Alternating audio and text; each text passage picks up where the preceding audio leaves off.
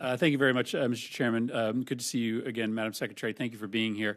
I am holding in my hand a press release from January of last year where you announced an initiative to address the inappropriate use of restraint and seclusion to protect children with disabilities and ensure compliance with federal laws. I thank you for this. This is an incredibly important issue. There is a need for guidance for school districts that, for a variety of reasons, are doing this wrong today and are restraining far too many children, are locking certain kids up in seclusion. We had incidences in my state of Connecticut in which some schools were using something called scream rooms, in which they would lock kids in rooms for hours at a time with no meaningful supervision.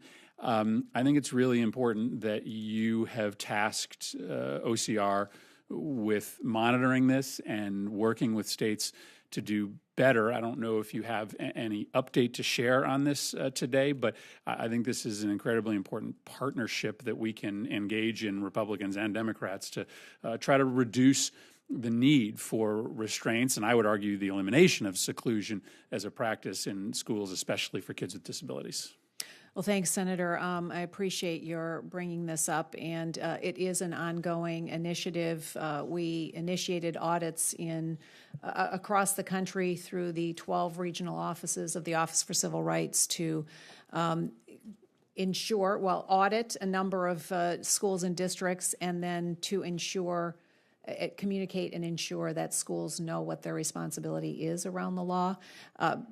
Primarily to bring a lot more sunlight to this and a lot more transparency, and don't yet have a report or a result to share with you, but it is an ongoing concern, and it is very high on my list of priorities as well. Well, if there is going to be a report, I'd encourage you to present that as soon as possible. I think there's interest in Congress in legislating appropriately on this question, and your guidance could be helpful. Thank you for your focus on that. I want to stay on the issue of civil rights. Civil rights data collection is something that I've cared a lot about, in part because I've seen how important it is for the federal government to be in the business of collecting national data. National data is really important so that we can compare apples to apples. I know you're a believer in states having as much discretion as possible, but it's kind of hard for Connecticut to know whether we're doing something right or wrong if we can't compare ourselves to other states. And so the civil rights data collection is a report that's produced every 2 years that allows states to take a look and see how they're doing compared to other states in terms of how children of color, children with disabilities are performing.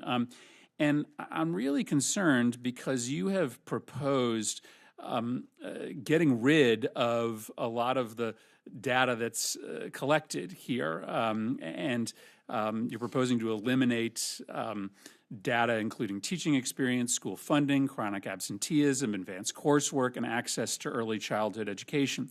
And I have an example of why some of the data that you're proposing to get rid of has helped. One of the things we've figured out is that African-American kids represent only 20% of preschool children. They represent 50% of preschool children who are suspended. That's an abomination.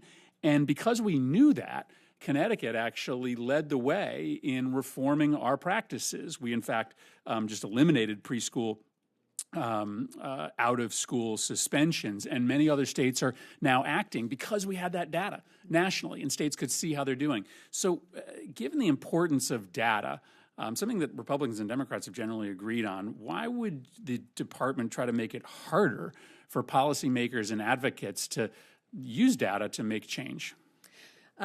Thanks for the question. We have indeed proposed the elimination of some of the questions from the most recent data collection universe and adding additional ones.